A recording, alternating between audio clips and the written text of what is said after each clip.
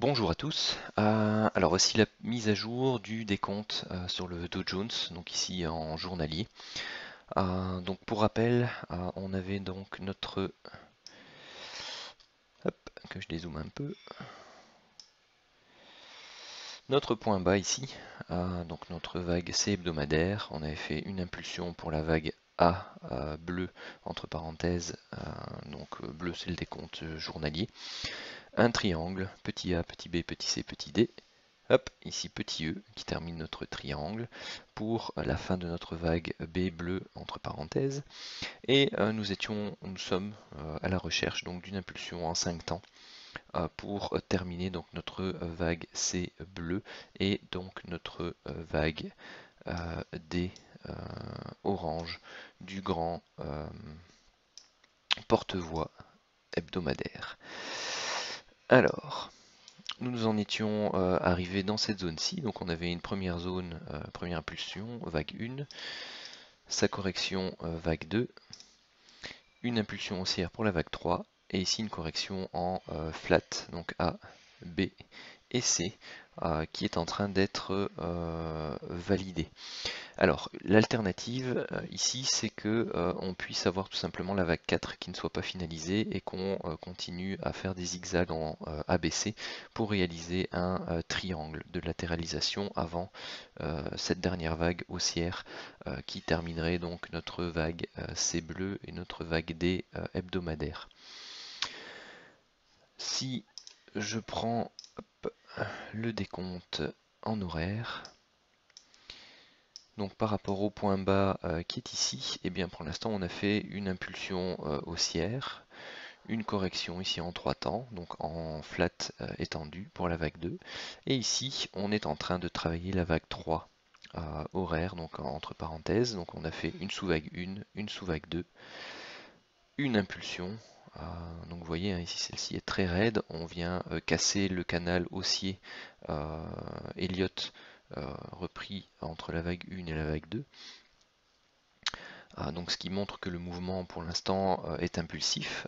Afin de pouvoir confirmer cela et être certain d'être en construction de la vague 5, eh bien il faut qu'on vienne continuer un peu cette impulsion et qu'on vienne surtout franchir les points hauts ici des 28 200. Donc ici on est à la recherche de la sous-vague 4 éventuellement pour pardon, rentrer à l'achat en intraday pour continuer à prendre le chemin de la hausse et aller rechercher nos différentes zones de résistance qui sont donc la borne haute ici du porte-voix ou la zone de cluster Fibo ici entre 28 400 et 550 voire en extension ici la borne haute du canal bleu ici autour des 28 600 650. Donc ça c'est pour le scénario où on recherche vraiment la hausse avec une zone de retournement pour un short swing pour aller rechercher.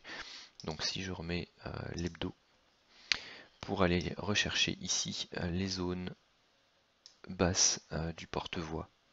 Donc dans un premier temps on rechercherait ici la zone des 21 500 et par extension la zone basse afin de rechercher donc notre vague.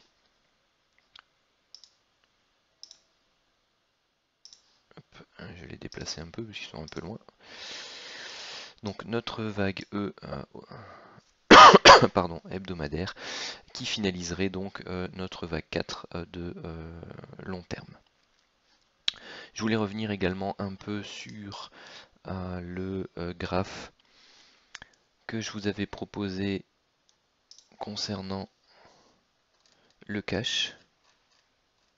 Hop. Alors, où est-il? Hop.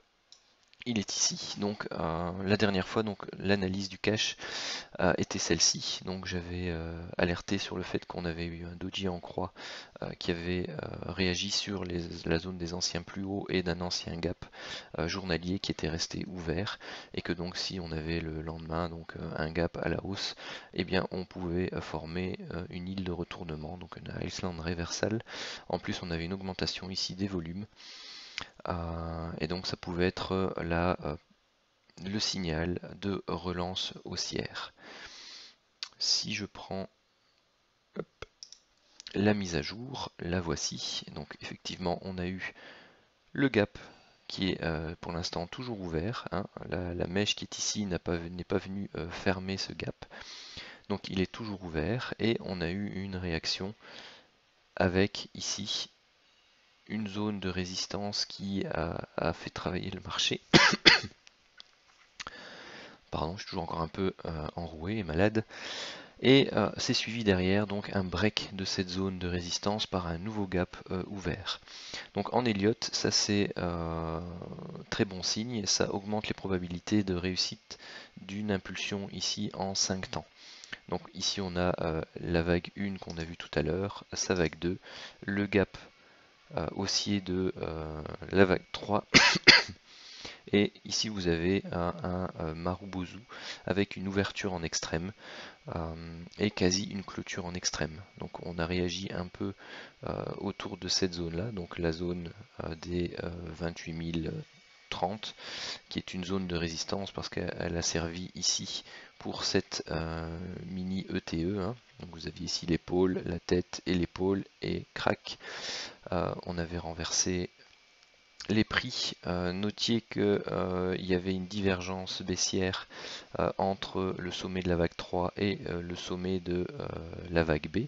Et je m'attends à ce que les prix reviennent donc tester cette oblique haute également au niveau du cash, avec un retest de la ligne baissière ici au niveau du RSI, voire une légère reprise en zone de surachat, sans toutefois dépasser les sommets ici, ce qui validerait donc la divergence baissière classique entre le sommet de la vague 3 et le sommet de la vague 5.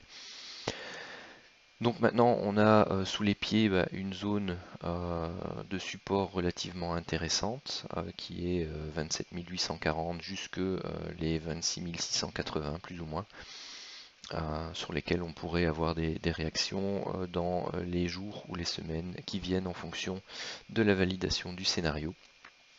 Moi, avec la structure de prix actuelle, donc mon plan de trading, c'est d'attendre, donc comme indiqué sur le graphique précédent, une consolidation de sous-vague 4 pour reprendre un achat pour aller rechercher les dernières hausses, bien entendu, tout en faisant attention car on est en train de rechercher ici un top de long terme pour un retournement relativement important.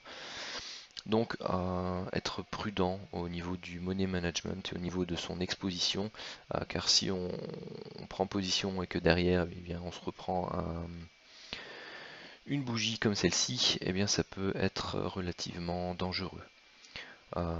Donc ne pas se surexposer, hein. Beaucoup ont psychologiquement de la difficulté à se positionner à l'achat pour cette raison.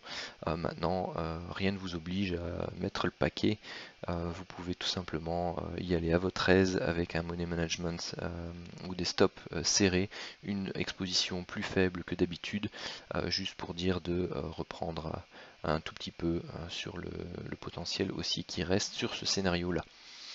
Donc l'autre proposition c'est un triangle ici donc qui oscillerait donc entre cette borne des 27 330 et la partie haute ici donc les 28 180 200. Donc si on vient à dépasser ce sommet, c'est clair que la vague 4 sous forme de triangle n'est plus d'actualité. Et c'est la vague 5 qui prend le dessus en termes de scénario.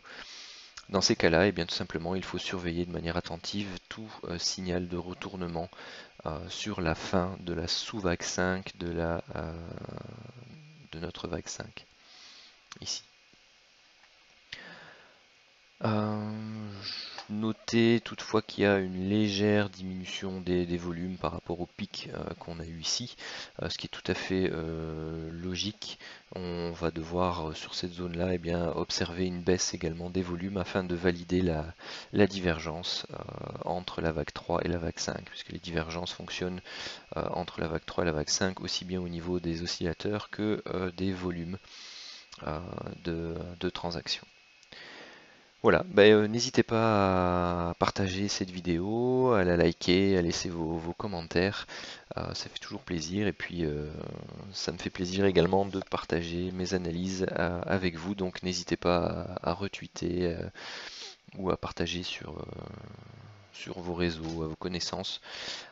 Comme ça permet de discuter et de confronter un peu nos plans de trading et nos visions des marchés. Sur ce, je vous souhaite un très bon week-end.